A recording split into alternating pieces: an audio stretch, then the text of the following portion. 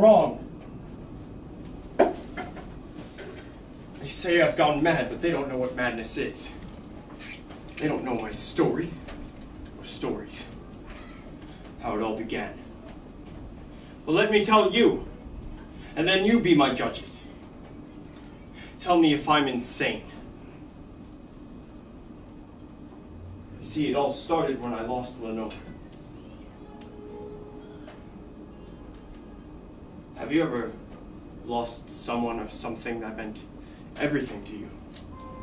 Meant so much that when it was gone, you could feel the hole it left in you. It happened to me. The memory keeps clawing at you like an animal.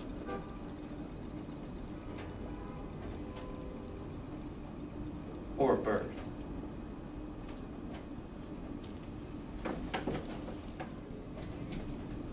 Once, upon a midnight dreary, while I pondered, weak and weary, over many a quaint and curious volume of forgotten lore.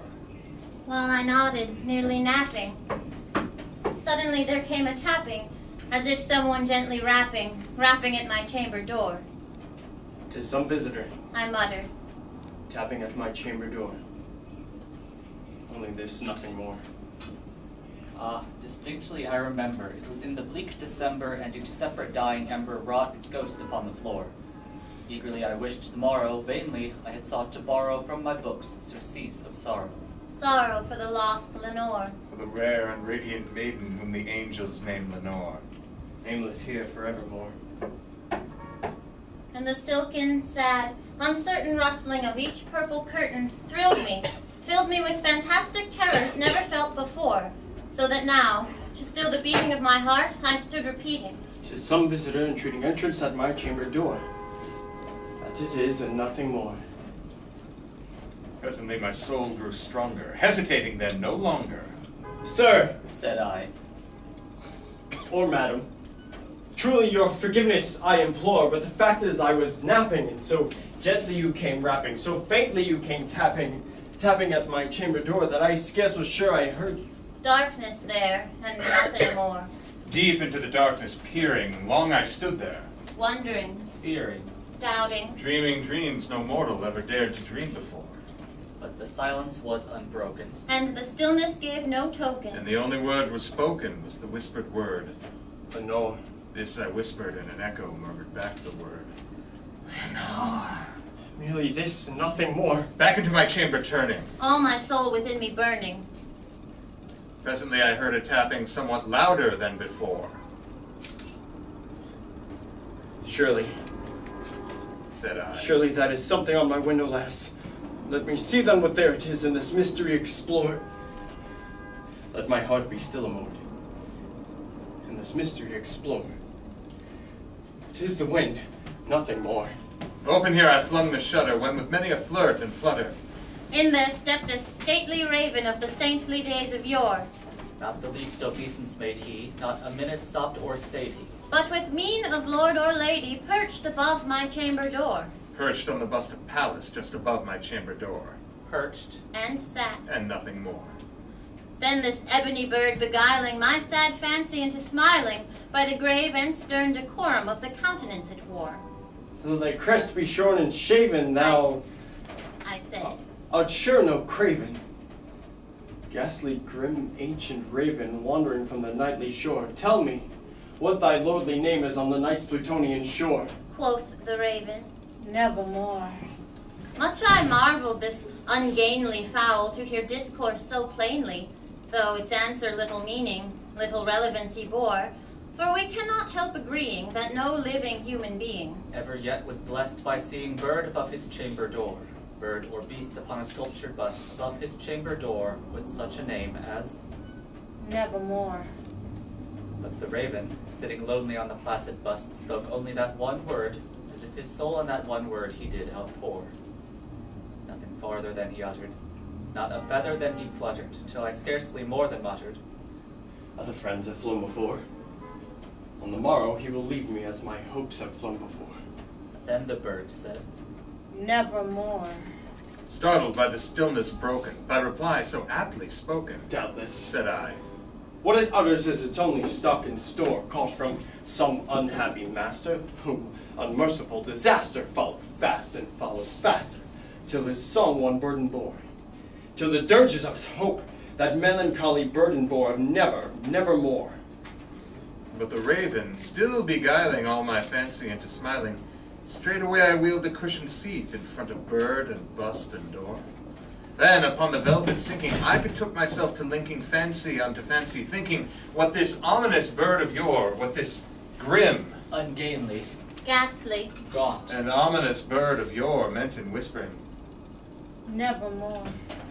this I sat engaged in guessing, but no syllable expressing, to the fowl whose fiery eyes now burned into my bosom's core.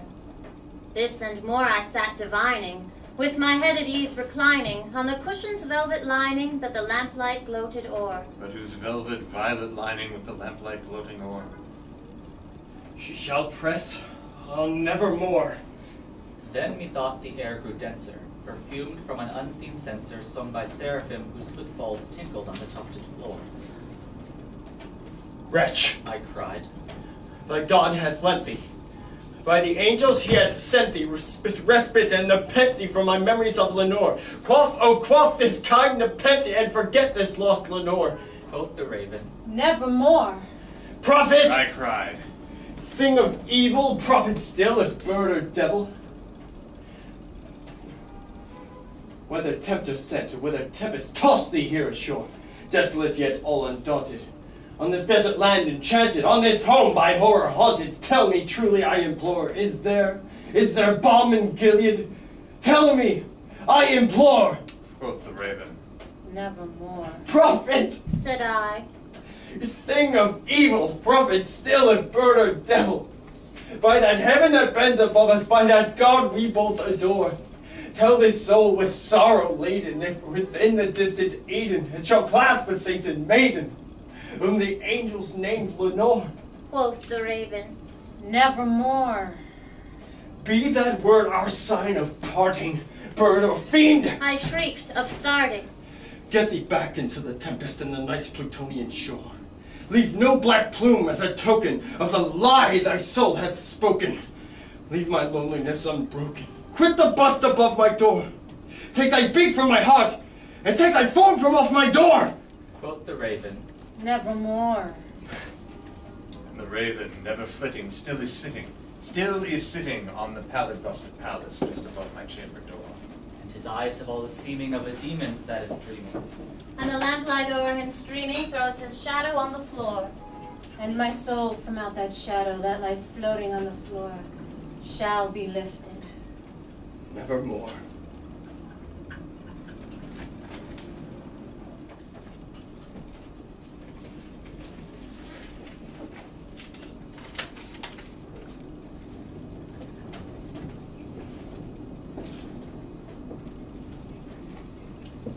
During a dull, dark, and soundless day in autumn, when the clouds hung oppressively low in the heavens, I had been making my way alone through a particularly dreary tract of land when, at length, I found myself, as the shadows of evening drew on, within sight of the melancholy house of Usher.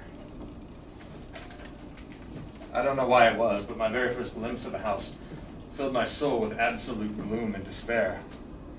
A huge house, the barren landscape, the bleak walls, vacant, eye-like windows, a few rank hedges, a few decaying white tree trunks. I felt this iciness, a sinking, sickening in my heart. But why? What was it about the house of Usher that unnerved me so? I looked down into the still waters of the lake that lay around the building, and I felt another cold wave of fear run through me. As I approached, I felt that this atmosphere, a sort of aura reeking up from the decaying vegetation and the gray walls, still lake, sort of sickening and mystic odor. The stones are old, they're discolored, fungus has crept over the entire house. What have I gotten myself into? The stones are decaying, crumbling. The house itself seems solid enough. There's just A single crack running down from the roof, crisscrossing the front of the house, all the way down into the still waters of the lake below. What am I doing here? What indeed? Usher! Usher, are you here? It's me! I received your letter. Are you here, Roderick? I've come like you asked. Usher! Usher, are you here? Roderick. Oh, my friend, you are here. You have arrived at last. At last you have arrived. Oh, how well you look. Thank you. Thank you so much for coming. Are you feeling well? You look well. No, I do not. Well, to be perfectly honest. You hardly recognized me, did you? Your friend from childhood. Roderick, it's been many years since our last meeting. You were my only friend. You and my darling sister Madeline. You two are all I had. How is Madeline? Do I really look so changed? Well, to be perfectly frank. Yes, and that's why you were here, is it not? Did I not make myself clear in the letter?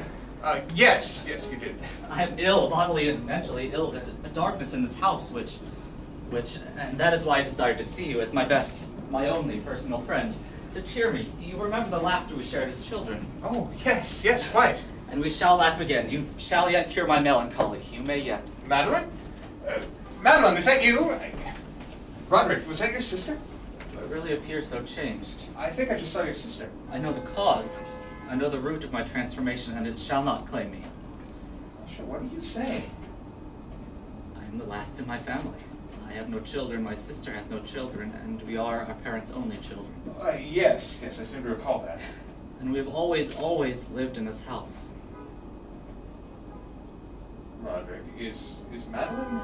But we always had our art, our music, and paintings for our children, and our charity. When we were famous, the House of Usher meant something then. Madeline. Usher, what's...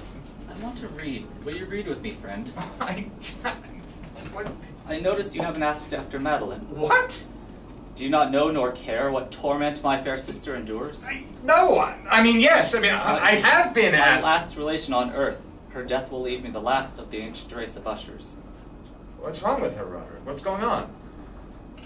Her doctors are baffled. She's wasting away. Her muscles freeze up. She has no awareness of her surroundings, of me. She's fought valiantly for so long, but she's giving in, succumbing to the disease. If you see her at all tonight, it will probably be the last time. At least alive. Usher, what's going on here? I must rest. Tomorrow we may begin my own course of remedy. If I cannot save Madeline, perhaps I can at least save my own soul.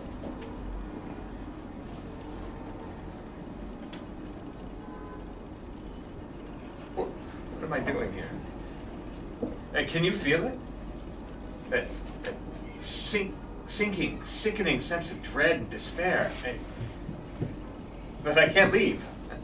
Not yet, anyway. I promised Roderick I would stay for several weeks, possibly longer. It's just nerves. It's just my imagination. I mean, what have I got to be afraid of, right? I mean, except it's almost like you can touch the air, or it can touch you. Oh, Roderick, would you like to read some poetry today? If you wish. No, good. I found a few verses I think you'll enjoy. I did enjoy that one yesterday. Oh, excellent. Which one was that? The one about the man who lost his entire family and went mad with grief. Yes, well, I seem to recall you picked that one out. Personally, I found it rather depressing. It seems truthful somehow, more true to the world. Well, listen to this. I have composed some verse. Oh, have you? Excellent. Perhaps your muse is returning. Oh, let's hear it. What's your verse about? A house, a beautiful palace owned by a king named Thought. Oh, I like that. Please, proceed. But evil things, in robes of sorrow, assailed the gentleman's estate, and round about his home the glory that blushed and bloomed is but a dim-remembered story of the old time entombed. And the visitors now within the valley through red-lit windows see vast forms that move fantastically to a discordant melody, while like a rapid ghastly river through the pale door, a hideous throng rush out forever and laugh, but smile no more. And that was supposed to cheer you up, was it? used to love poetry, but now every sound fills me with horror. My senses are heightened, it seems, naturally horribly heightened.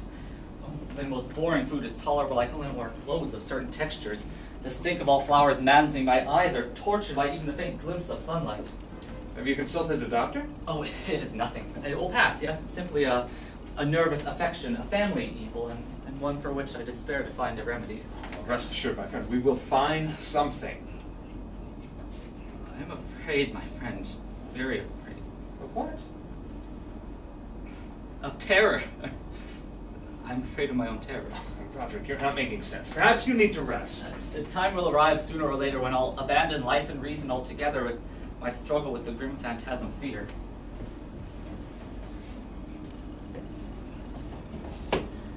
Days passed.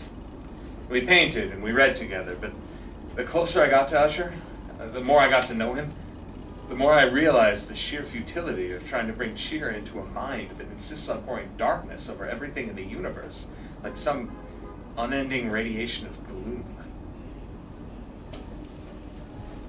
I have finished my painting. Oh, excellent. Let's see it. Perhaps it'll be a little more cheerful than your... What is it? What does it look like? Well, it's got these low walls, very smooth and white, clearly deep underground, obviously. Obviously. There's no doors. In fact, there's no way out whatsoever. None. It looks like a tomb. I believe that it's the future.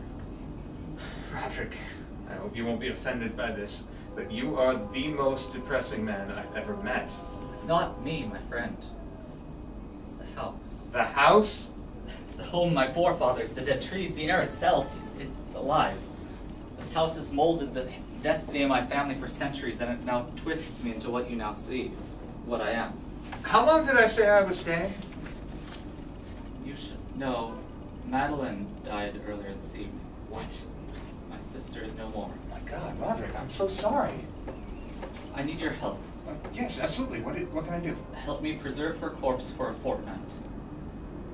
Why? Oh, don't worry, she'll receive a proper burial, but the family cemetery is very far away, and there's a storm moving in. I understand, And the nature of her disease, I don't want to leave her exposed to the air here in the house. Right. And the doctors are all too eager to perform their experiments to find out what was wrong. That's true, but... So I wish to place her deep in one of the vaults in the main walls of this building.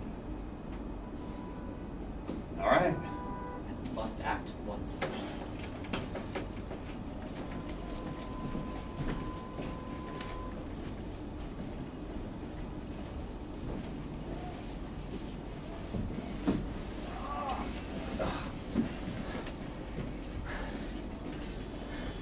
What is this place, Usher?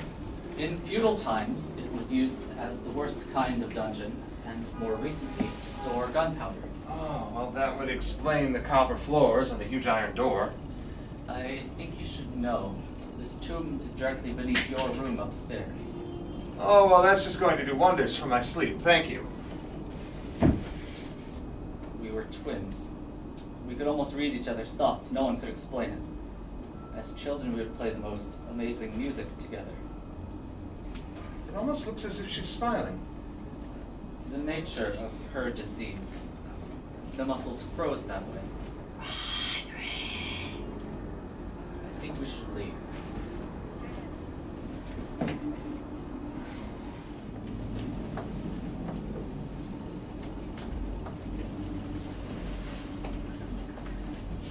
Days pass since we buried Madeline, and Roderick continues to change, for the worse. Oh, Roderick, would you like to play some music today? My friend, you are here. Here you are. Is something wrong? Wrong. Wrong. Oh dear, if you only... Wrong. What? What did you say? When? Just now. Nothing. You heard nothing. No, did you? No. Nothing at all. I heard nothing. No, wrong. What could it possibly be? Goodbye. Wait! Did you hear something? I thought I heard... Oh, jeez. Roderick's got me hearing things now, too. Sleep. We all just need to sleep.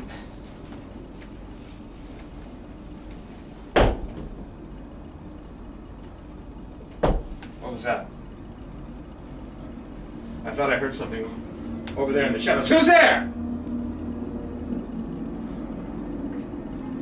It's gone now. Oh, this house has me hearing things. And the storm outside. It's been, I don't know, 7 days since we buried Madeline. I can't even tell anymore. I can't take this. I'm gonna leave tomorrow. Yes. Yes. I'll leave tomorrow. I feel better already. I'm sorry, Roderick, but I just can't stay a moment longer. In fact, you know what? It wouldn't hurt to pack all of my things now, I guess. In fact, I shouldn't even go to bed tonight. No. I would not want to oversleep tomorrow morning. No.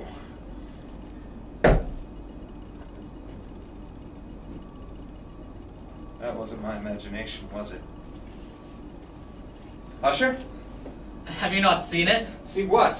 You have not seen it, but stay you shall. Roderick! Roderick! Did you see it? I saw the storm, Roderick. I saw that the moon and the stars were blotted out. But listen, I've got to tell you something. Blotted out by the haze surrounding us, the air, the house of Usher, it's here. No. It's probably just an electrical phenomenon, okay? Those are common occurrence. Or maybe it's mist rising up the lake, but please just keep the window closed, okay? Here. Here. I'll read to you. One of your favorites. Okay, we'll get through the night, let's see. Alright, so, where were we? Yes, Lancelot was just about to break down the door of the hermit's dwelling. And Lancelot, feeling the rain upon his shoulders and feeling the rising of the storm, uplifted his mace outright and cracked and smashed and splintered the door, and the noise of the shattering wood echoed throughout the forest. Did you hear that? Did you? Never mind. No. Let's just go on, shall we? Yes. Good champion Lancelot, entering now the doorway, was surprised to find not the hermit, but a dragon, huge and scaly, with a fiery tongue, guarding a shimmering shield of brass. And Lancelot uplifted his mace and brought it down upon the head of the dragon, which fell before him and died with a shriek so horrid and horrible.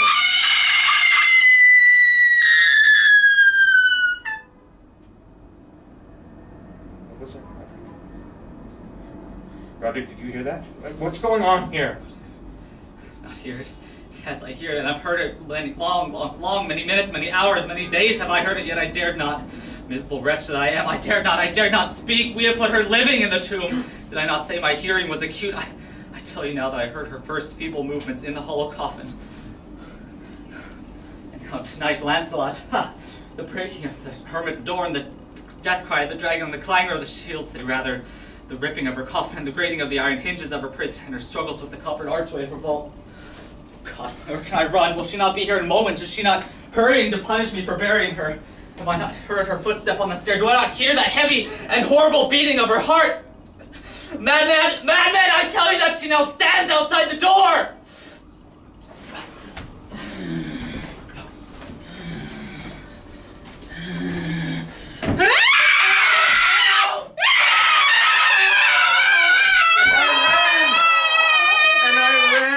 I ran out into the storm. And I looked back and I saw a blood-red moon rising over the house. And I saw the crack running down the front of the house widened and opened up. And then there was this noise, this deafening noise as the building shattered and crashed down upon itself. And then there was this horrible roar, like the voice of 1,000 waters. And the house of Usher was no more.